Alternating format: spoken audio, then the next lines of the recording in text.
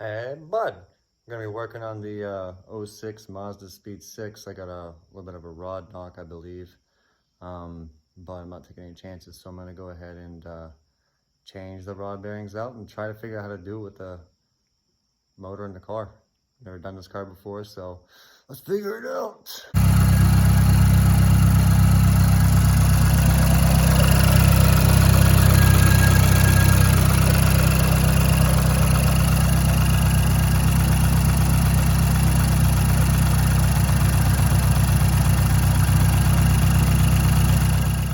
All right, so getting it jacked up and getting under.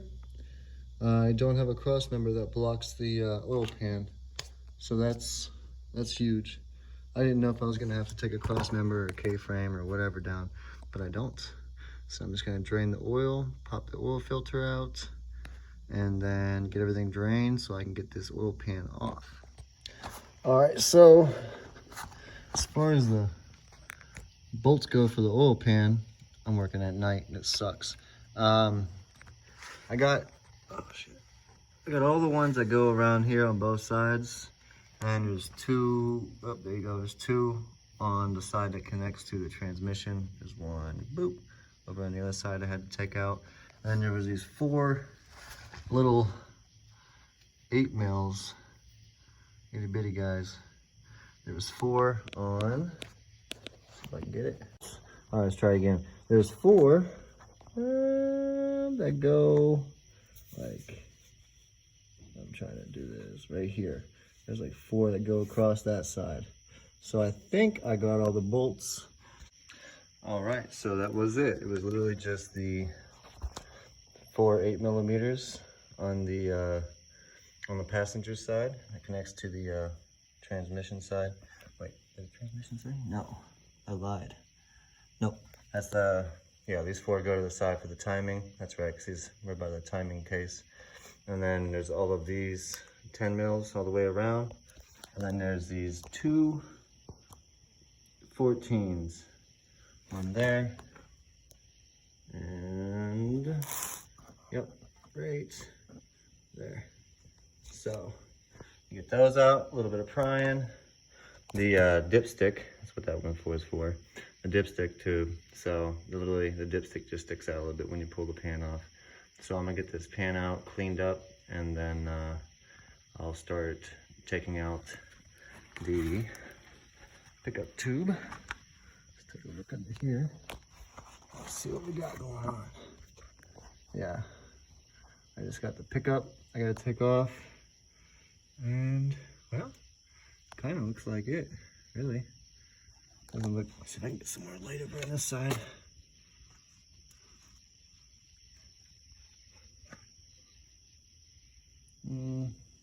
I raised the car a little bit so I can get some more angle for the camera, because I don't see any videos on any platform really that shows how to do this while in the car. So we're gonna do it with the motor in. So I just gotta take off the pickup tube right there, and then after that, looks like it's just a girdle, and then everything else is pretty visible. So it's in neutral. I should be able to turn the crank and get all the pistons down to bottom dead center, or at least close to, so I can start changing out each and every single one. I bought some plastic gauge so I can make sure that my clearances are good. So I'm gonna go ahead and get this oil pickup done. I'm gonna get it off. All right, the plastic oil pickup tube is out. Two 10mm, just loosen them both before you take each one out. I would hate to break this shit. Parts for this car are already a pain in the butt to get, so got it out. All right, so I got the girdle out. It was just four 14mm long bolts. It's pretty heavy, awkward at the angle I was, but got it out. That's good. I'm gonna check the oil pan in the garage a little bit later, but I'm just trying to get this stuff out. So not too bad. It came right out once I got that last bolt out. In fact, it was trying to come out before that. So if you're doing this, just don't smash your head. So I'm gonna go ahead and start right here on this one right first. I just used a 21mm socket and then a breaker bar and turn the engine clockwise. I checked online real quick, dodging oil drips here. Checked online real quick and it said to go clockwise, so that's what I did. So I'm gonna go ahead and knocking this one out first. So I had to go to the store and get a socket for these rod bolts. I didn't have anything that fit it. So in case you're wondering, let's get it. It is a E14. It's an E14 socket. So that's what you're gonna need. All right, so I got the first one out and it looks perfectly fine. I don't see really, there we go, really anything bad at all. If you look on the side here, you'll see, there you go. It's not even through the first layer of metal. So these ones are fine, but I'm still gonna change them. So that's the first one. Not bad, that wasn't the culprit. We'll find it. All right, so I went ahead and plastic gauzed the first one, and I'm at 2,000s, which is, they call it for, what is it, 2 to 3 or something? I forget. But we on the money now, so we're good to go. Yeah. All right, I went ahead and got the opposite one, the one on the other end. I always get 1s and 4s and 2s and 3s mixed up, but the one closest to the transmission, it's a little beat up. I mean, it's fine, but I don't know.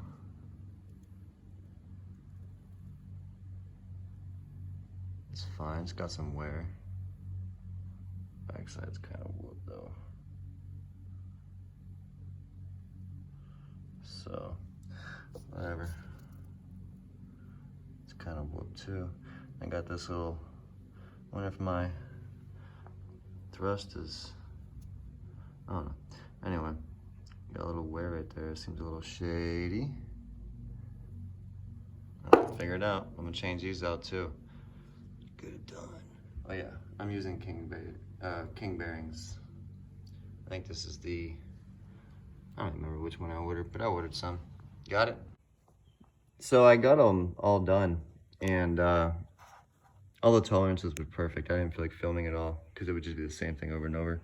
They were all like 2,000s. So.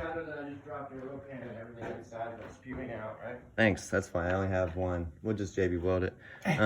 So I didn't see any that were bad, but they were pretty worn. But I don't know. So I'm thinking now it might be a lifter that's making all the noise.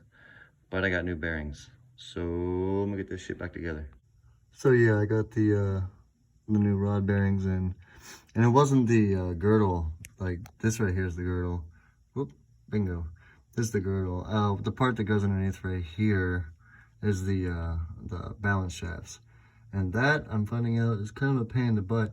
I have to reset it to top dead center, since I had to turn the crank to get the 2 and 3 pistons to go to the bottom. So I gotta take the valve cover off and then make sure it's 100% top dead center.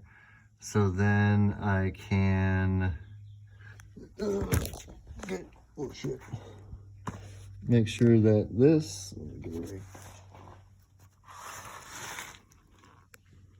make sure these right here, let's see if the holes, make sure there's 2 holes in the bottom around the bottom while the engine is in time. So I gotta do that. And as you can see, there's a whole bunch of stuff I gotta remove. I'm assuming I'm definitely gonna have to take this pipe off, or at least just move it out the way. Definitely gonna take out the bolts, and then I'm gonna guess I gotta take out my coils and stuff too. That sucks. But I'm gonna get grinding on that so I can get that valve cover up. Also, I can read the 2 marks over here on the cams. All right, I'm gonna get at that. I'm not gonna waste any time. So, there's no timing marks on the camshafts like I thought there would be, so that was useless. So I just ended up using the extension. My brother turned the shit, and we found top dead center on cylinder 1. Called it quits. Now we're gonna put the balance shafts in there, get it lined up and torqued in, and the pickup tube, and then the oil pan with the new gasket and some sealant. I'm gonna get on that shit. Got the balance shaft on and the oil pickup tube. There we go. It's right there. It's right there. So the 4 14mm bolts for the balance shaft were set at 19 foot-pounds. The rod bearing bolts, which I didn't go through, they're set to 20 foot-pounds and then 90 degree. So I didn't go over those, but I just did. So now we're good to go. Gonna go ahead and set up and get the oil pan put on, and then change my oil filter and fill it with oil. Good done. Yeah, note this. Yeah, if you guys are doing this at night or something like that, just remember the dipstick tube needs to go into the transmit or the oil pan. I gotta take all these fucking bolts out. Yeah. Yeah, I hope this helps somebody, because I didn't see any videos on how to do this, or anybody doing anything, not even for the Speed 3s. So yeah, I'll have to do a video sometime about the car I got. No more V-dub. But thanks for watching.